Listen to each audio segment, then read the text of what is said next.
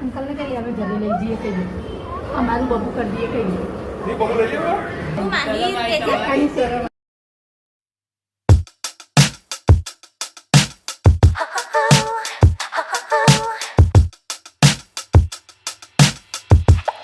Hi guys, welcome to my channel.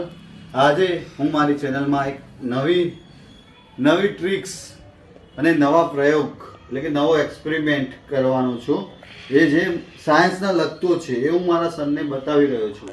કઈ રીતે બતાવું છું એ તમે વિડીયોમાં બન્યા રહેજો. વ્લોગ્સ વિડીયો સારો લાગે તો લાઈક શેર સબસ્ક્રાઇબ કરવાનું ભૂલતા નહીં. ચેનલમાં નવા હો તો લાઈક અને સબસ્ક્રાઇબ પણ કરજો, જેથી અમને સપોર્ટ મળે ને આવા નવા વિડીયો અમે બનાવતા રહીએ હોય. ચલો ગાઈઝ, હું બતાવી રહ્યો છું. મમ્મીના લો એમાં જો ગાઈઝ, એના માટે મીઠું, એક બાઉલ યા તો વાટકો અને એક કોથળી જોઈશે. પછી આપણે શું બતાવી રહ્યા છે, આ કોથળીને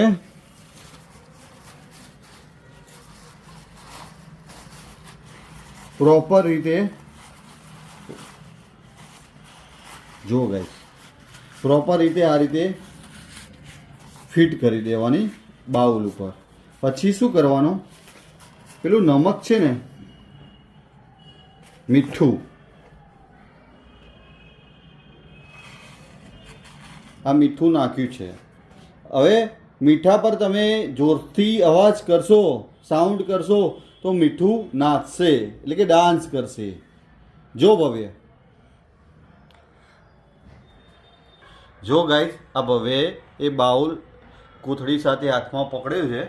હવે એના પર એનો જોશથી સાઉન્ડ કરશે. હવે સાઉન્ડ કરજે, શું થાય છે?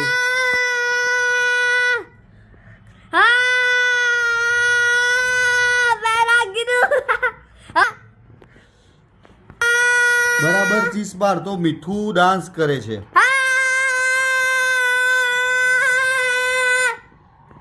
આ કેમ થતું હશે ગાઈસ, તમે કોમેન્ટમાં કહેજો, તો પછી હું એ કોમેન્ટમાં જવાબ આપીશ આ શાના કારણે થતું હોય છે.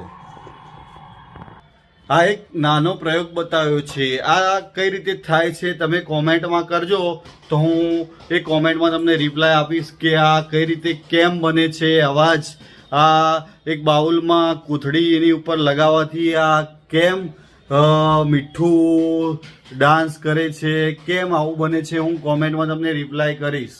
કોમેન્ટ કરતા રહેજો. આવો વિડીયો ગમે તો લાઈક શેર સબસ્ક્રાઇબ કરજો. Bye bye guys. આવા મિની વ્લોગ બનાવતા રહીશું.